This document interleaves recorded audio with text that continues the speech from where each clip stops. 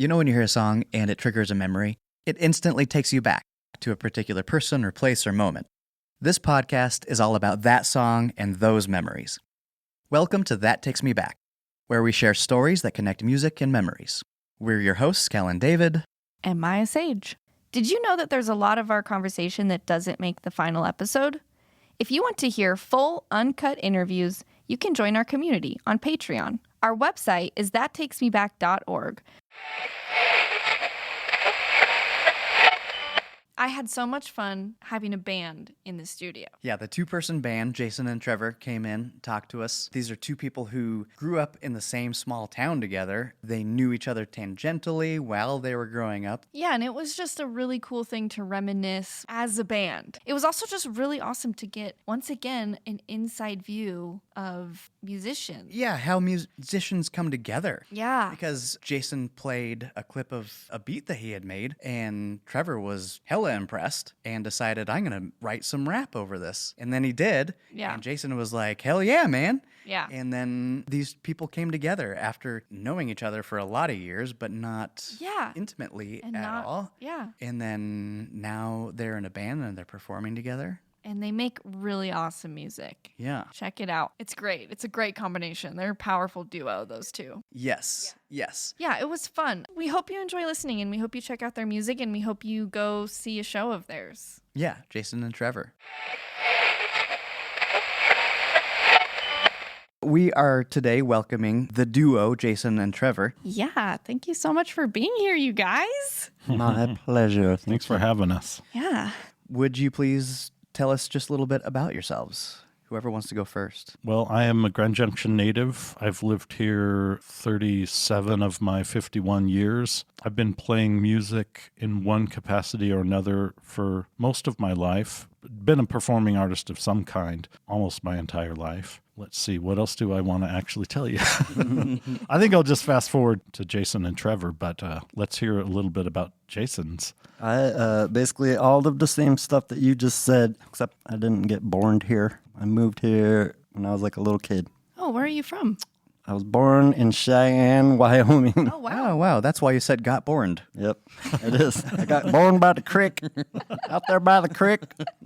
I've lived in other places, but yeah, I've lived here pretty much as long as Trevor has. And that's how we like met each other and stuff. We happen to both live in Portland, Oregon at the same time. No way. But we only saw each other once during that time for some reason. I only lived there a year. Wow. Yeah, we were crazy. doing different stuff probably. But you knew each other? Yeah. Yeah. Yeah, crazy. We've known each other a long time. Jason and I met sometime in our teens, and it was probably because of a mutual friend, Kenny Anderson, right, Jason? Yeah, probably playing music with him. Jason was in a band with him, and this is the guy who got me into rock and roll. Like, I was only into hip-hop, and then he was like, here's Nirvana, and I always loved the bands he played in, and always loved seeing this specific band, Lilith, right, Jason? Yep. Oh, yeah, because I love you like a sister. Yeah, and love Lilith. Jason's drumming in it, and Oh, thank I you. would go to their shows a lot, and we didn't actually get to know each other very well back then. This is, in our teens, so early 90s, right? Does that sound right? That sounds right. I don't know. Yeah, we'll just go with that. We more like kind of knew of each other. We probably talked occasionally, but Yeah. it wasn't, we didn't really get to start getting to know each other better until Jason was doing things at the library, using library things. Yeah, It's not a good way to explain it. I was here like every day. And you were using the studio, right? I was also here a lot too. Yeah, I used to come here all the time before I actually worked here. So wow, we that are is at really 970 West Studio, which is where we are and where I work.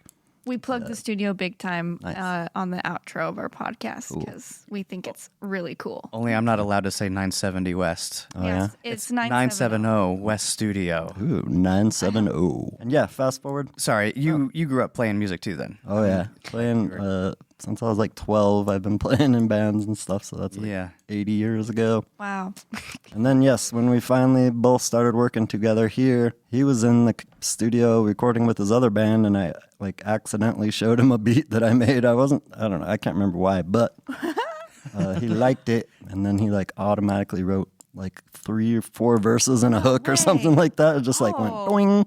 Wow. So you that's guys cool. just immediately collaborated well together. We weren't even trying either. That's what I like about what we do now, because it came together super organically. It's not like we were Wow. like trying to do this. It just like happened. We're like, hey, this is like fun. This is already happening. Nice. Like the best way Yeah. for things to start usually. Absolutely. Yeah, that's funny because Trevor was just talking the other day about how sometimes you get a band together and it's more about like the band getting together than it is about making music or anything. Oh yeah, I get together and like, You make hang out. stickers. Hang you, out you have a time. cool name. You Yeah. come up with some cool song You might names. pick up some chicks You- because you can talk about Right. being in a band. Yeah, Never happened to me, by No, the way, that- just so you know. No. Bummer. Chicks thing. Yeah, I know. I'm like still waiting for that one to happen. Right. Anyways, I know. sorry, go ahead. Oh, just that.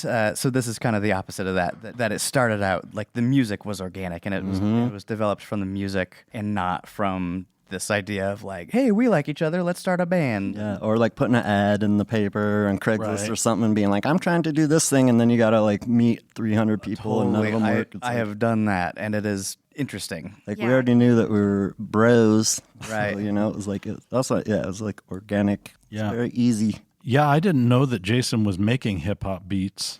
Me neither. That's what this is. News to me. And then he said, "Hey, do you want to hear the way I remember is he said, "Hey, do you want to hear this Dilla beat?" Meaning it was inspired by Oh, yeah. producer Jay Dilla. Yeah. And I said, "Yeah, absolutely." And he played it for me, and I just could not believe. I was just blown away. Blown away. It was so good. Thank you. And I should probably go back real quick. Okay. So when I was in my teen years, I rapped for a little while. Oh, I was cool. obsessed with rap music. And I started rapping on my own, writing what were mostly really bad lyrics. I still have them. Looked through them recently. And then I eventually got into rock and roll and then got into music theater and stopped rapping. And I didn't rap from then until recently, so about 30 years Wow. in between. And I had, even friends who found out I had rapped, they're like, why don't you rap again? And I was like, no. I have too much respect for hip hop Yeah. to rap now. I'll leave that to the people who can really do it. And so it was a really surprising experience to be like, oh my goodness. Yeah. I didn't think this right that day that Jason played me the beat, but I loved it and it was great. And then I think a couple days later, I asked Jason if he could send it to me. And then a couple days after that, I asked Jason if I could rap over it. And then a couple days more, I came in the studio and we recorded a couple of verses. We realized we needed 3, so I wrote another Oh one. yeah, that's what happened. How And then we were like, we made a rap song. Yeah, that's awesome. And within a week, basically the I don't first know time you that heard it- that's exactly, that is probably not the exact timeline. It probably took longer than that. It was Yeah. fast though, is what I'm like. You didn't go home and like, Yeah, cook it up for months. yeah, exactly. Yeah. It was like Yeah.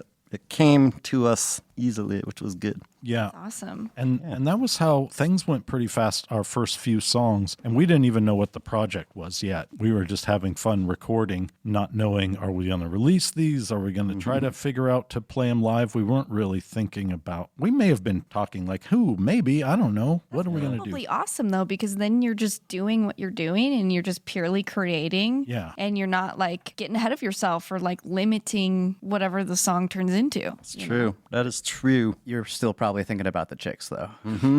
I always am, but like I said, it never happens. But it's okay.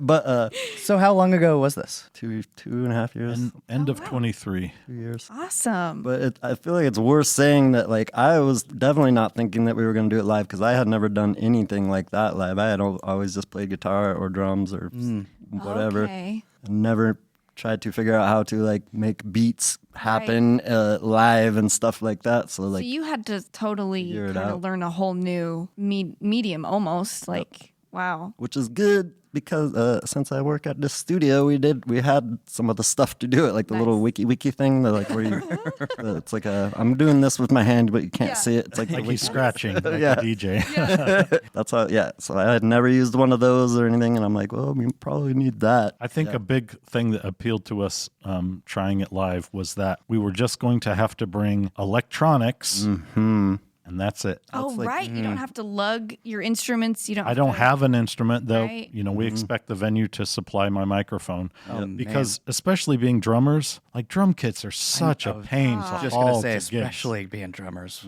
It's like, you know, however many, 5 to 8 instruments themselves. Now, of Yeah. course, hauling really heavy amps is not fun either, but, Right. you know, you almost always have to help the guitarists. Anyhow, we have done a lot of that, and we're both pretty tired of it. Totally. And so the idea of like, wow, we've added stuff as we've gone. And I think it takes us more than 2. Well, I have bad shoulders now too, so I can't carry it. But in the beginning, when I had good shoulders and we weren't using as much stuff, we could go into a show on one trip. No each of us way. having, you know, bags in both hands. Wow. And then we were ready. You know, it was easy to set up. Yeah. Of course, I say it's easy. Jason has to do all the setup because he knows all the that's easy. chords and everything. He makes it easy. I like it. But it's way less stuff now. That is awesome. Do you have any sort of like visual element to it? Well, we hope the venues we play have a good light setup. It can be tough knowing like how much to expect from the venue, especially since we come from DIY world and we like playing more DIY kind of shows, you know, like a show in a warehouse or something. Right. And if you're doing that kind of thing, there's probably not going to be much in the way of lights. Yeah. So you don't expect much. Yeah, well, we probably did a lot of not expecting much when we were younger, and now we kind of expect more, like what Jason was saying about there being a subwoofer. Like, Right. we need them to provide a good sound system, you know? Totally. Lights are optional probably, but The sound. without the sound, it's like just we're just playing our beats through a tiny little speaker. It just doesn't have the same je ne sais quoi. No, that or makes whatever. perfect sense. Yeah, that's important. And that's also the entire thing you're doing there. Yeah. So, Yeah. But lights are cool. Look at how cool the lights make this room that we are in. So I mean, it is nice. It's an added bonus, we'll say, if the place we're playing has lights, but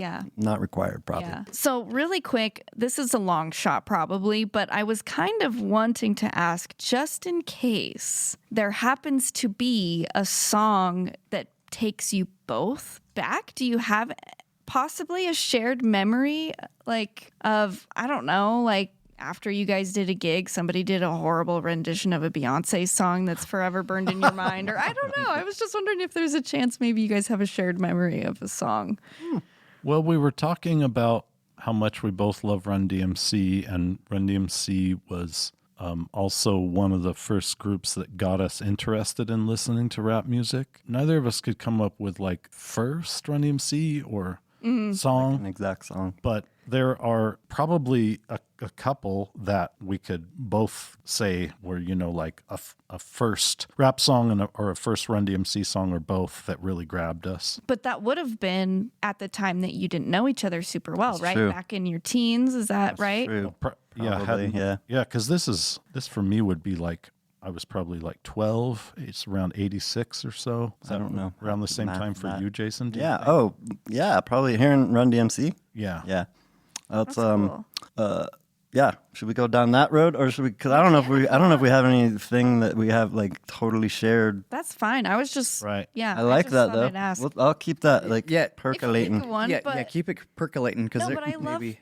that both of you, like, yeah, you weren't necessarily at the time close friends and kind of exchanging music. Like, neither of you were like, oh, check out this Run DMC song I like. Yeah. But at the same time in your lives, you were finding Run DMC and enjoying it. Yeah. I think That it was. when he was coming out, getting bigger at the time, right? Yeah, that was right about when they really broke through, especially with the song Walk This Way. 'Cause that was such a huge hit with Aerosmith. I think that was probably right. It wasn't that song that got me into them, but it was right around that time. Yeah. But do you remember a specific song, Jason? Like a first song or earliest song? Probably, I feel like kids in my school were hipper than I was, and they knew some Run DMC stuff, and it was like Mary, Mary, why you bugging, or like maybe Christmas Time in Hollis or whatever. Christmas Or in Hollis was big. I actually haven't heard that one, so I kind of want to hear yeah, it's like a of fun. it. It's an actual Christmas song. Yeah, it's so good. Still totally a hip hop jam, even though it is a Christmas song. Right. Like, it's not whack. No, it's nice and fun. got a bit of an intro.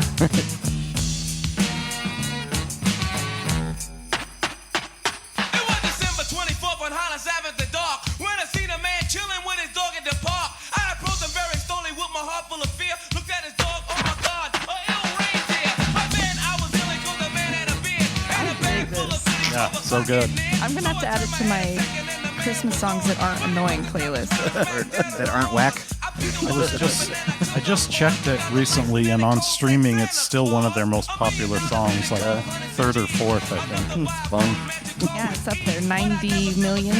Dang. Wow. Yeah, pretty good. The video's fun too. There's like a little elf guy running around playing Run DMC videos or something. I can't remember, but it's a good video too. Yeah. Yeah, I dig Run DMC too. But I obviously found it at some point later on after it wasn't necessarily what everybody was listening to. Yeah, that's okay. I think, I'm pretty sure the way I first heard them was I had a cousin from California, and because he was from California, he was so cool to me. I'm not sure where I got it, but I just had this idea of California being so cool. And he was a little older than me, and he brought, he visited Grand Junction, and he had a Rap's Greatest Hits tape, which was this series put out by Profile Records. And that had King of Rock by Run DMC, which was one of their earliest hits. And I don't know if it was another tape or what, but the other song that I remember being one of the first ones that made me absolutely love Run DMC was My Adidas. Oh yeah. Oh, yeah. Yeah, it's so good. Stepped on stage at Live Aid, all the people gave and the poor got paid. Wow. Wait, did they really go to live? Were they on live? Oh, that's cool. It was kind of a big deal because I'm Everybody pretty was- sure they were the only hip hop, and it was a lot of the time. I bet it was a lot of those people's first time seeing anything hip hop because it was like a billion people watched that thing, and I'm sure that rap was still kind of new or whatever, so it was like probably their first introduction for some people. Oh, absolutely. That's kind of cool. Run DMC were definitely the first national or even international rap stars. They were the first rappers on the cover of Rolling Stone. Oh, wow. Yeah. They have a few other firsts that I'm forgetting right now, but I think they were a huge part of America's first introduction to hip-hop culture and rap music. And so I think a lot of people have stories like ours that are like, oh, yeah, that was the first time I decided I liked rap. Yeah. Right. And I think I had heard, I had probably heard some other things. Like I remember talking about breakdance music, which was probably either some hip hop or some electro that you maybe seen in a movie or something.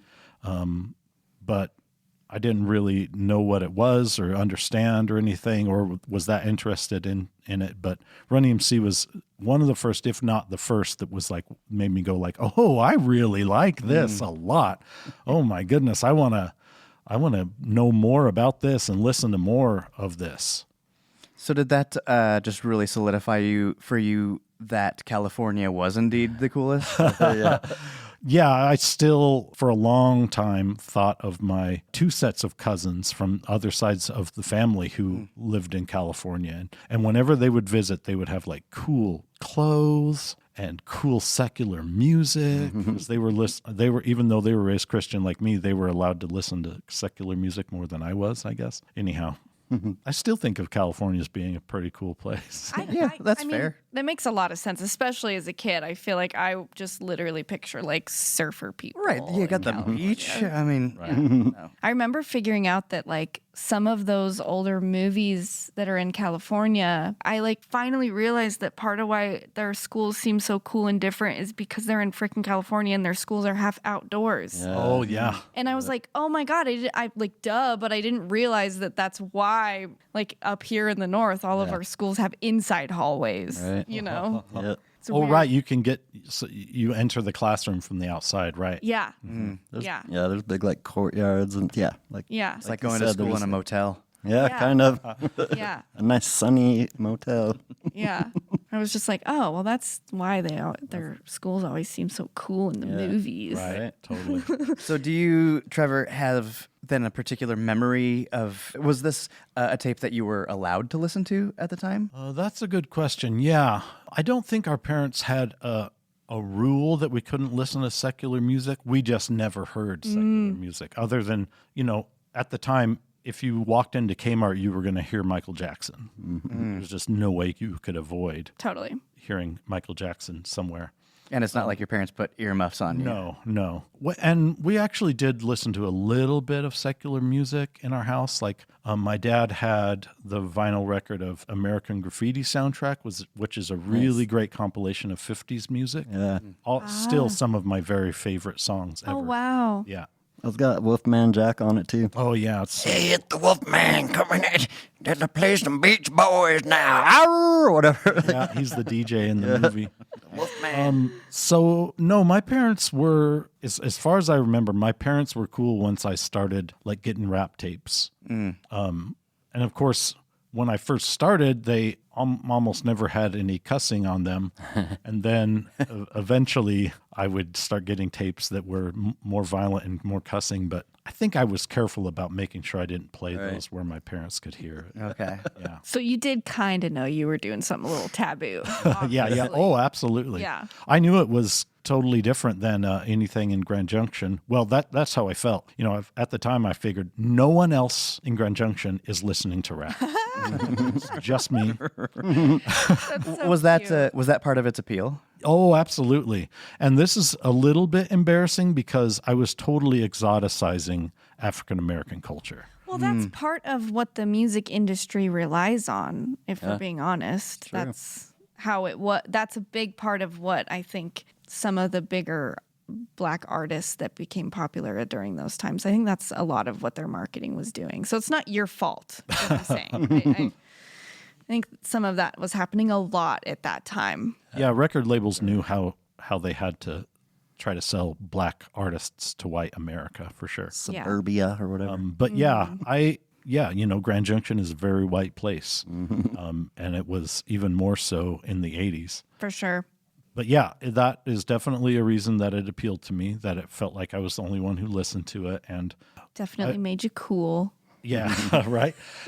And then when I did find friends who liked it too, that was amazing. Totally. We were like totally instantly friends. Yeah. Going back a little bit, I was a skateboarder when I was like 14 or so, really into it, and had friends who were really into it. And at the time, I don't know if this was said or if it's just something I thought, you had to be into certain music to be a skateboarder. Sure. And it was punk rock. Totally. And it was like Suicidal Tendencies, worst band name ever, Black Flag, Dead Kennedys. And so I pretended to like them. I think maybe some of them I liked a little bit. And then I would go home and listen to my Salt and Pepper tapes, but I wouldn't let my friends know about that, which is hilarious That is because hilarious now. 2.5 years from then, skateboarding suddenly was completely about hip hop, or hip hop was about skateboarding. And all the skateboarding movies, all the soundtracks are hip hop. So that was kind of funny that it ended up being that way. And I was like, damn it. Like I could have been I could have been the cool guy. I was a trailblazer. They would have thought I was from California. That's funny. All right, how about you, Jace? May I call you Jace? Is that all right? Sure, yeah. All right. I like it. I know I've been calling you Jace, and I did ask Trevor if I could call him Trev, but I'd never asked you, so now I did. Jason Yes. Trev? Are we going through a Yeah, rebranding? Jason Trev. Yeah, I will allow it. Okay. Yeah, so just maybe a memory of bringing you back to, a song that brings you back. Okay, this isn't Run DMC, but as you were talking about, I had been trying to think this whole time of like maybe what the very first any kind of rap or hip hop I could have been exposed to, be it through like a movie or whatever, because they weren't playing it on the radio here for sure, like, Right. when I was growing up. But I remembered though that there's this old So like Dr. Demento is a thing, right? Where that's where Weird Al got his start, and there's like these novelty songs, right? Sure. So yeah. Fish heads. oh god, I love Fish Heads. That's what, Oh. that one takes me back. Me too.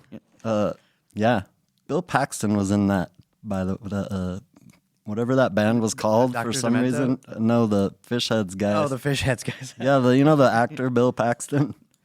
Anyways, he's an actor. You've seen him, dude. He's in anyways, he was like Is in that that, which song? blew my mind when I heard about that. Wow. But Fish Heads is rad. But so if they had a compilation of all the songs back then or whatever, Fish Heads was on it. Weird, yeah, that's awesome. Never heard this before. I used to Who's have it by? I think they're called Barnes and Barnes. I'm pretty sure. Yep. Oh, I'd never heard that. But that wasn't their actual name, and I'm pretty sure one of them's Bill Paxton, Wow. the actor guy. I don't even know how I heard that, but I have had it in my head for decades. Yeah, exactly. Okay. That one, and then there was the another song that comes to mind with this is I bet you they won't play the song on the radio. I don't know remember about how that I don't know that one.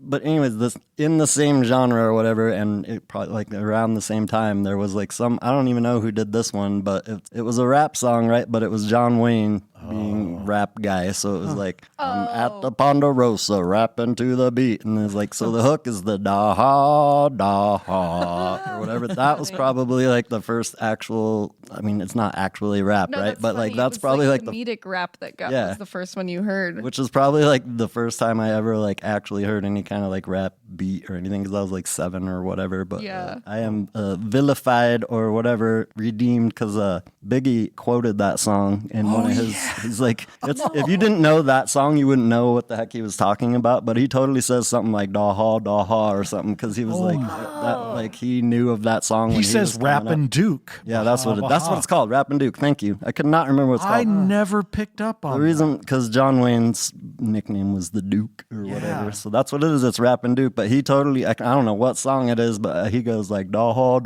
or something like that, and it's like that's totally what he's quoting right there. That's I awesome. was like, cool, Biggie liked that song too. So like, even though it was like a horrible idea or whatever, it's still kind of catchy, and there is like some like actual like artistic merit to it, but Wow. like completely by accident probably. Right, like But it it's like, wormed its way into your head. Yeah. And it did sort of plant this like, oh, yep, rap sounds kind of cool. Is this correct? probably sounds right. He goes da ha. Because this is, yeah, the artist is showing as Rappin' Duke Yep. and H.B. Barnum. This is it. Well, I'll tell you, Pilgrim, I started And if you don't know who John Wayne is, it's like, what? But, you know, back in the day, we all knew who he was. Yeah. Rapping to the beat. Da ha. Wow.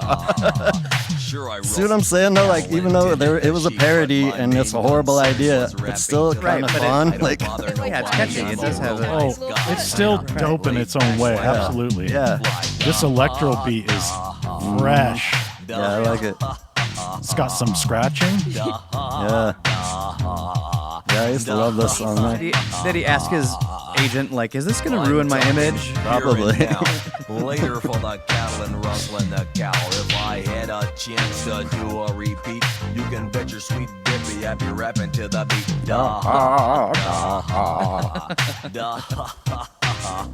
Yeah, this only has Hey, 151,000 listens on Not a Spotify. pasta I see. Has 150,000. 150,000. That's incredible.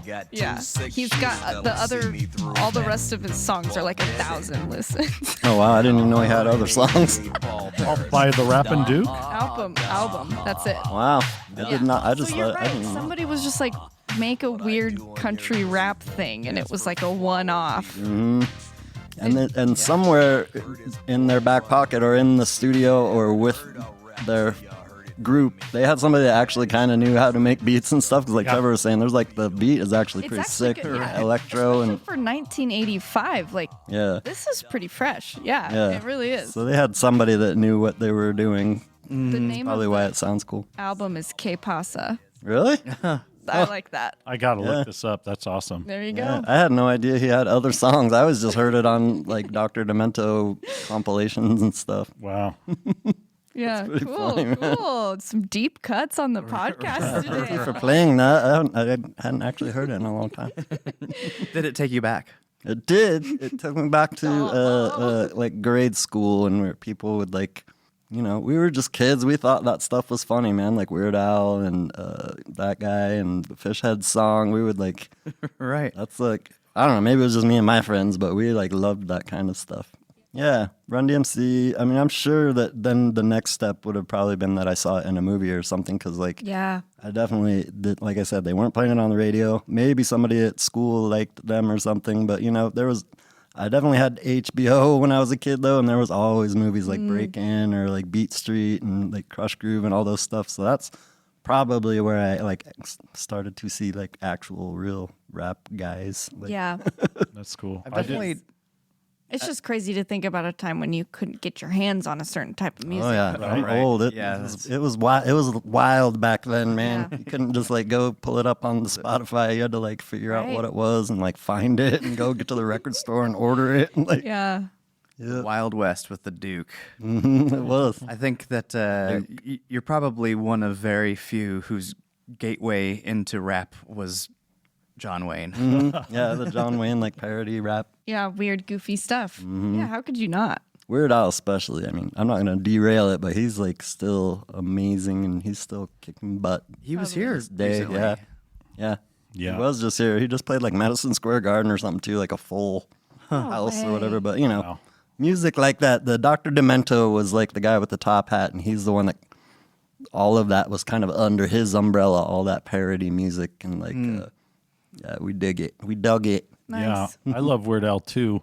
I do think, like sometimes I get pretty silly with our songs, and sometimes I have asked myself, is this getting a little towards Weird Al? Even though I love Weird Al, I don't want our songs to Right. be parodied. You're not or, trying to go fully into like fully silly, comedy yeah. music. Yeah. Yeah. Yeah, although I shouldn't say I would never do that, because, you know, I could see myself being like, fuck it. This song is just going to be ridiculous and silly. Yeah. And I'm going full Weird Al. I want people to say, Trevor, you were giving Weird Al on that song. I could see that happening. fun. But Yeah. for now, I'm trying to stay at least on this side of going full Weird Al. Yeah, you do a good balance of that kind of stuff. We got some serious issues and we got some fun, hilarious stuff. I think you do great at that. Thank you. Yeah, I often wonder if it's jarring for the audience or if it's weird that we have some songs that I think do have like actual jokes in them or things that make people laugh. And then the next song I'm saying, fuck the patriarchy. Right. And I'm asking the audience to say, fuck it, to shout fuck it with Yeah. me. To be honest, I don't think you should be afraid of giving the whole spectrum, because every single time that I see someone existing in all of those spaces, it just makes me happy, because I'm like, I'm a complex person too, and there are things that are serious and matter to me, and also I might want to scream fuck it for funsies and just be totally ridiculous, like, so yeah. Yeah, I think that it is pretty darn typical to be complex. Yeah, I guess. Yeah, I agree. And, you know, I never know what is going to be on my mind at the time or what Jason's beats will make me think of or make me feel like. So Right. I really have to go with whatever is speaking to me at the time or whatever is really weighing on my mind or my heart. And so sometimes that might be cursing about the patriarchy, and sometimes it might be talking about how, gosh darn it, isn't it hard to have glasses? Well, that was a friend's suggestion, but And honestly, the experience of having glasses is, there's a reason I don't have my glasses on right Right. now, because they bug me with the headphones on. right? Yeah, totally. And we have a friend who wears glasses and her husband doesn't. And I think it was just, she'd had a couple of days where she was frustrated with her husband not understanding how frustrating it is to like have them fall off and or have them break and have them always Dirty. Yeah. And Fog so, up. Don't they fog up? yeah. Yeah. Yeah, fog Oh up. man, would during suck. during COVID with the mess, Oh yeah. Oh, I yeah. bet. I had some foggy glasses. Yeah. Yeah. Cooking, every time I like open the oven Yeah. too fast, stick my face in there, and then I'm like, oh my God, I can't see anything. You know what a funny thing about that song is I equated having glasses to being a nerd. The song starts with, it's hard out here for a nerd. I got to wear my glasses so I can read words. But then I started thinking, I don't know if kids think of glasses being a nerdy thing anymore. Right? True. I didn't think about that. Like, I don't. Well, it's kind of always been silly that it's considered a nerdy thing. Like, right. I have always kind of laughed at the trope in movies. Like, the one that just crossed my mind is Strictly Ballroom, which probably none of you have ever seen. But No, I have. oh, wonderful! I love love it. that movie. He's a theater kid over here. Oh, of course. I should have known. Yeah, my mom's a big Baz Luhrmann fan. But yeah, the trope where like she takes off her glasses at one point and then all of a sudden she's gorgeous. Beautiful. And Wow.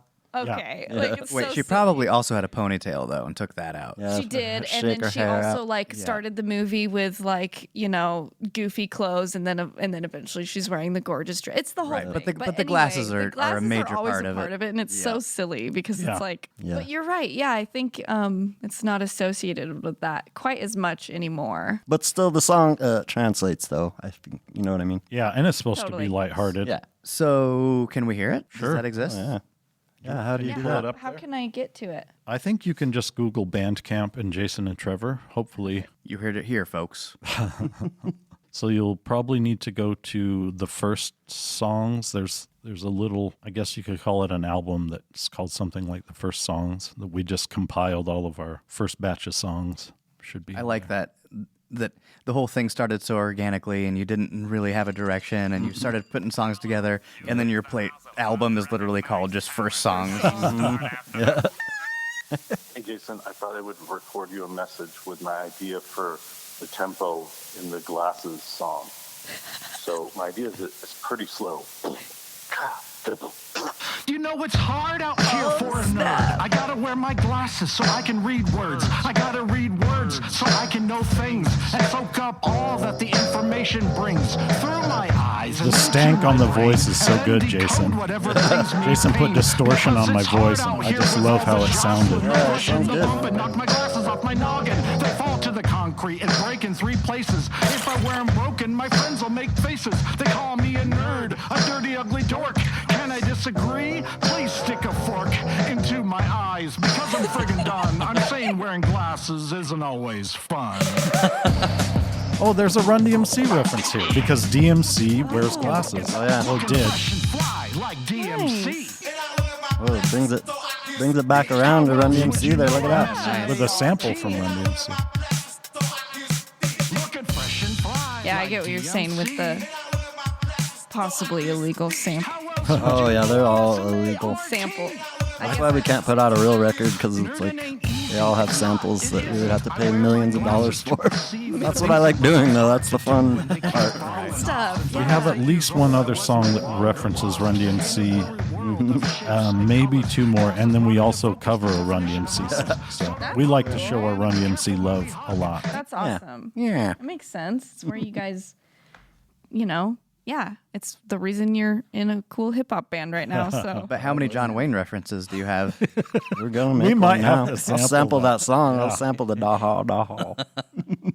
I love it. That's awesome. Yeah, thanks for thank playing you. it. That sounded Yeah, cool. I'd like to hear another song. Is there another song that Yeah, which one should we hear? I don't know what's all on there. One that popped into my mind was I Can't Wait. That's one that we have a lyric video for on YouTube, and it's one we often start our sets with because it's really energetic. Yeah, that's true. It's one that I think turned out, I think we agree that it's one that turned out particularly good. Yeah, there's not like a big old intro either, is there? I think it goes right into it. This goes right into Yeah, it. Yeah. I did like the intro, by the way, on the last song. Oh, Yeah, wasn't that such a good idea of Yeah. Jason's? Yeah. thank you. He surprised me with that, too. And that was using my- a real message you left for him. yeah. He surprised me with it, which was so cool. I love voice memos and songs. Yeah. So. Yeah. Oh, yeah. And that does take me back to when I was in one of my first bands. My friend would be like playing his guitar over the phone. Nice. What do you think of this? And it's like, tring, tring, tring, tring, tring. Like, cool, dude. Yeah. I can't hear it. Okay, That's let me awesome, see though. this one.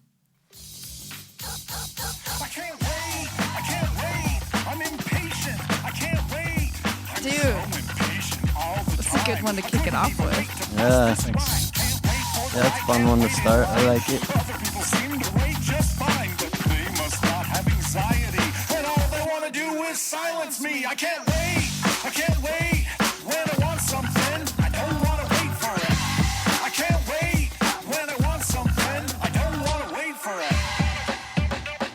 So you've created all of these beats just electronically? Yes. Yeah. Well, some of it I actually played too. Like on this one specifically, I played that bass. Okay, I was gonna ask you if that bass line was played because it's a good bass. Yeah. Thank you. I stole it, but because the whole thing is from an old James Addiction song, "Been Caught Stealing." Okay, I thought it sounded familiar. But I redid all the stuff. Basically, I did the bass and like resampled it all. But you can hear him going, "Don't want to wait for it" and stuff like that. That was from the original James Addiction song. Am I remembering right, Jason, that you started with sampling the song and then you decided it wasn't like big and fat enough, so you replayed That's it? why I did the real. That just, again, Jason blows me away a lot, but that really blew me away. I came in and it was like that bass part was even more growly. You're like, Yeah. how did you pull that bass out of there like that? Well, I played it. Yeah, I just layered it in there. Yeah, There's like 40 different songs, and there's like a Kink song in here, and like a Cockatoo Twins, a bunch of samples.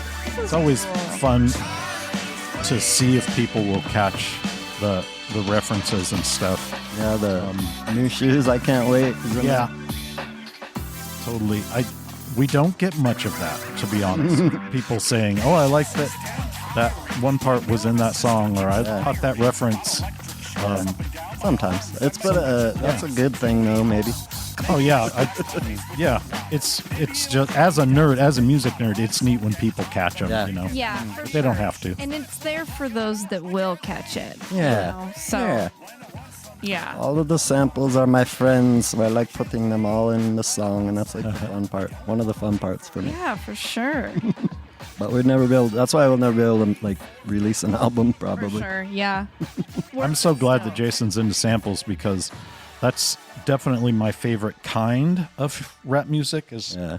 the kind that uses samples, and I'm sure that has to do with the fact that when I was the most obsessed, like 12 to 18, that was mostly what most Yep. rap music was Yeah. doing. This is before the songwriters of the original songs realized they could get paid Right. for suing them or Yeah. so Yeah. it was just, it was free reign, Wild West, and they were just sampling like crazy.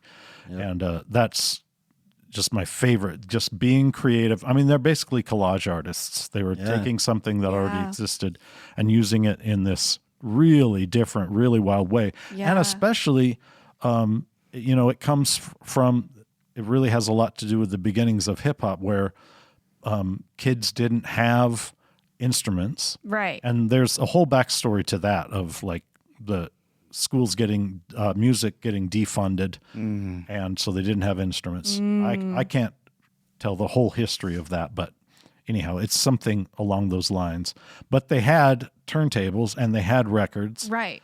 and so they started figuring out ways to throw parties and play records, and then eventually finding breakbeats. And what was my point to this? Anyhow, Like you had to sample because you were using a Oh, yeah. record. yeah, To, and Yeah, That they was didn't your have real instrument. They didn't have Yeah. actual instruments. Yeah. So they made like a whole instrument out of it, and it's like Yeah, that's awesome. That's such a good point. And I really like the idea of comparing it to collage.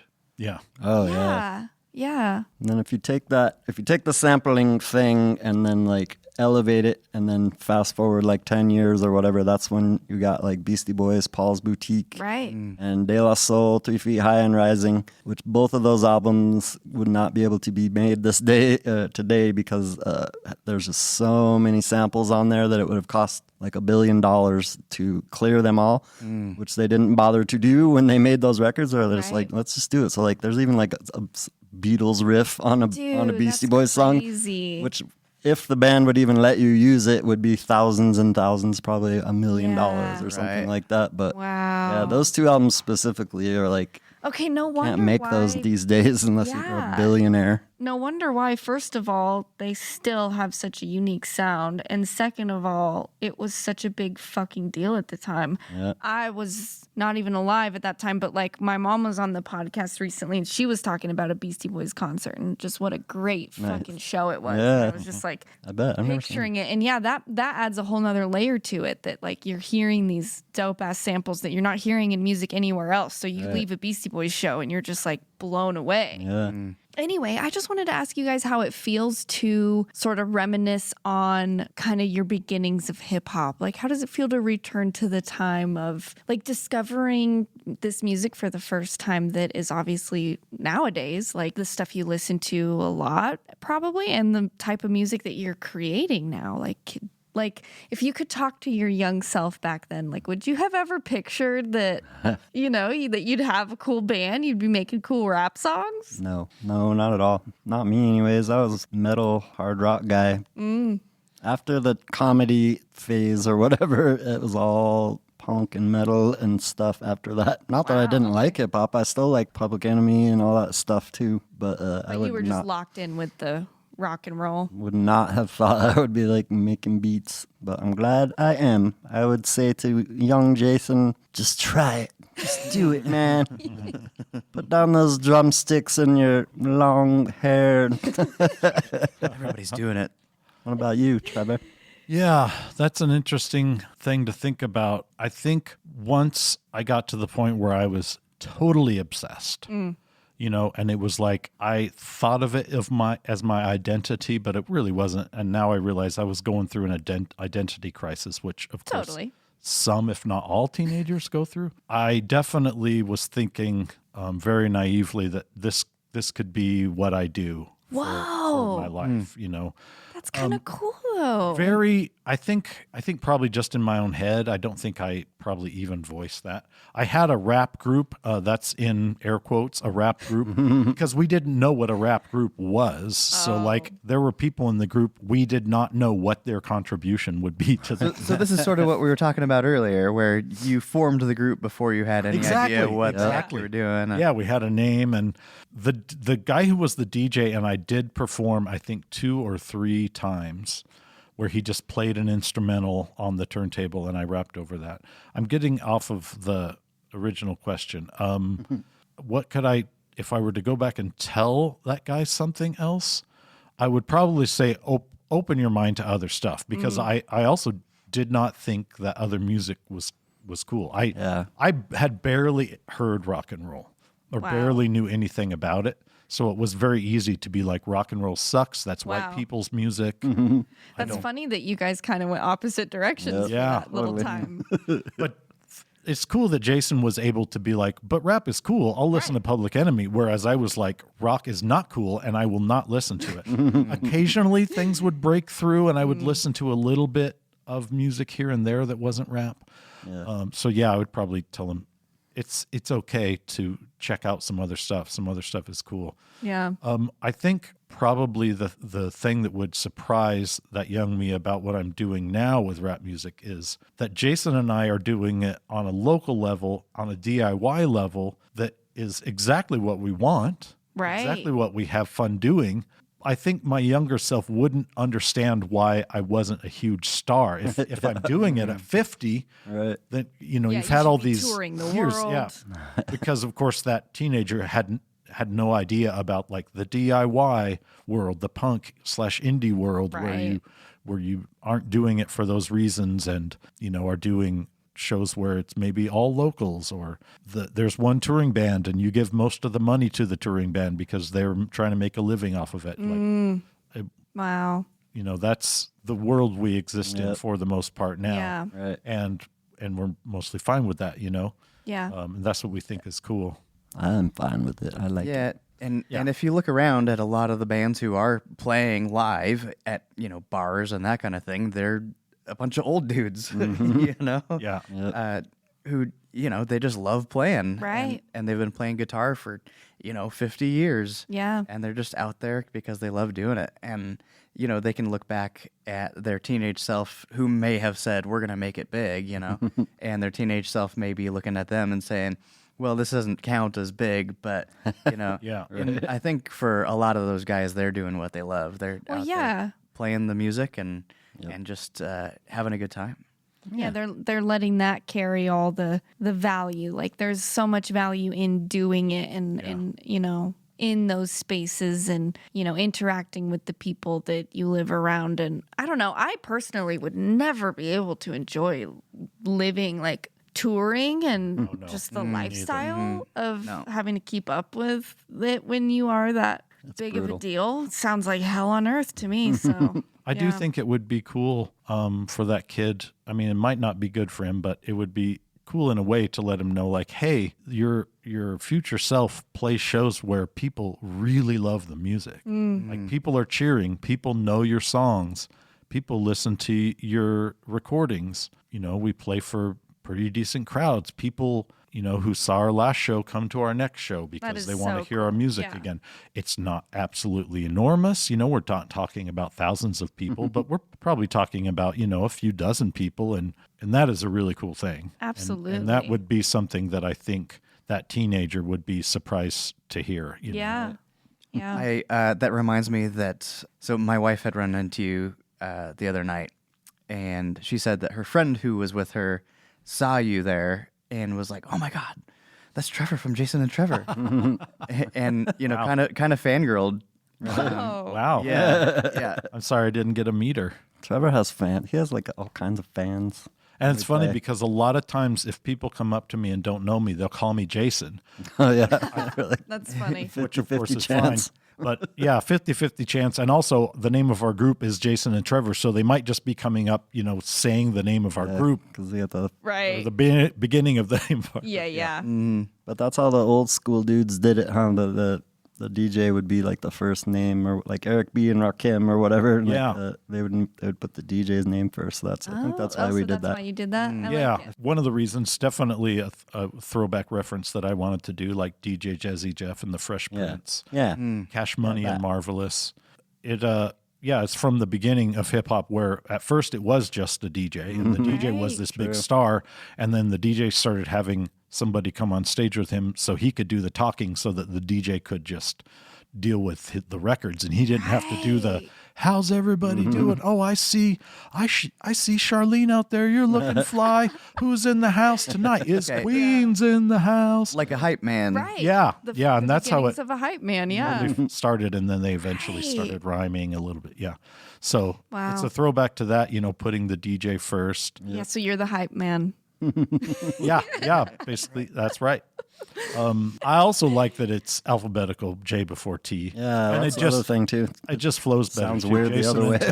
Jason and Trevor flows a little bit better than Trevor and Jason. Yeah, I agree. Phonetically, it's got a good something in there. better bite to phonetically, it. that's Yep. the word I was trying to think of. It's got a better bite to it. Yeah. In Jason English, and anyways. Trevor. Yeah. Thank you so much for coming here, you guys. Yeah. Dude, that It was was really fun to have a band on the pod. Thank you. It's totally our pleasure. Awesome. All Hey, right. thanks, Thanks, you guys. so much, Thank you you. guys. Oh my Yeah. gosh. Thanks for tuning in to That Takes Me Back, broadcasting from 970 West Studio in beautiful Grand Junction, Colorado. Today's episode was recorded, produced, and edited by your hosts, Kellen David and Maya Sage. Did you know that there's a lot of our conversation that doesn't make the final episode? If you want to hear full, uncut interviews, you can join our community on Patreon. Our website is thattakesmeback.org, where you can find all of our episodes as well as a playlist of the songs we've had on the show. Feel free to email connect@thattakesmeback.org. We'd love to hear from you. If you enjoyed listening, please share it with a friend.